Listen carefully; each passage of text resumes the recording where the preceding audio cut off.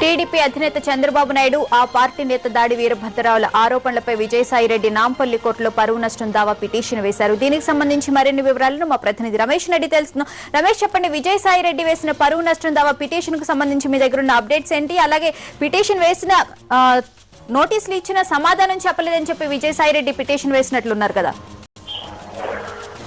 ప్రధానంగా ఈ నెలలో దాడి వీరభద్రరావు శాసనమండలి అధ్యక్షుడు శాసనమండలిలో టీడీపీ పక్ష నేతగా ఉన్న దాడి వీరభద్రరావు ఒక ప్రెస్ కాన్ఫరెన్స్ నిర్వహించడం జరిగింది. దీంట్లో ప్రధానంగా 16 లక్షల కోట్ల రూపాయల వరకు జగన్ అక్రమాస్తం సంపాదించారని ప్రధాన ఆరోపణ చేశారు. అంతేకాకుండా దీంట్లో కొన్ని ప్రధానంగా అంటే కొన్ని ఖమ్మం జిల్లా బ్యారేజెస్ కావచ్చు, మిగతా జిల్లాలో కొన్ని గనుల కేటాయింపులో ఆ గనులను మొత్తం తన పేరు మీద కేటాయించుకొని అక్రమంగా ఆస్తం కూడబెట్టారని చెప్పి దీంట్లో ప్రధాన ఆరోపణ చేశారు. దీంతో పాటుగా విజయసాయిరెడ్డి పైన కూడా కొన్ని ఆరోపణలు చేయడం జరిగింది. అయితే దీంట్లో కొన్ని కంపెనీలు పేరుతోటి విజయసాయిరెడ్డి భూములను కేటాయించుకున్నారు, ప్రభుత్వం నుంచి తీసుకున్నారని ప్రధాన ఆరోపణ చేశారు.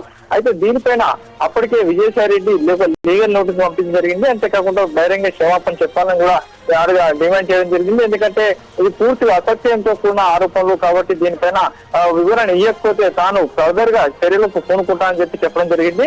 అయితే దాని నుంచి దాడి వీరభద్రరావు కావచ్చు, టీడీపీ అధ్యక్షుడు చంద్రబాబు నాయుడు కావచ్చు, ఒక పత్రిక యజమాని కావచ్చు, దీనిపైన ఎలాంటి సమాధానం ఇవ్వకపోతే కొద్దిసేపు క్రితం నాంపల్లి కోర్టులో ఒక పరువు నష్ట దావా కేసు విజయసాయిరెడ్డి దాఖలు చేయడం జరిగింది. దీంట్లో ప్రధానంగా కొన్ని ఏదైతే తాను ఇచ్చిన నోటీసులకు వాళ్ళు స్పందించలేదు, అంతేకాకుండా వీరిపైన క్రిమినల్ చర్యలు తీసుకోవాలి, ఏదైతే దాడి వీరభద్రరావు చంద్రబాబు నాయుడుతో పాటుగా ఒక మీడియా అధిపతి పైన చర్యలు తీసుకోవాలంటే ప్రధానంగా దీంట్లో పిటిషన్ పేర్కొనడం జరిగింది. పిటిషన్ పైన ఇంకా ఇలాంటి నిర్ణయం తీసుకోలేదు court. Okay, thank you Ramesh.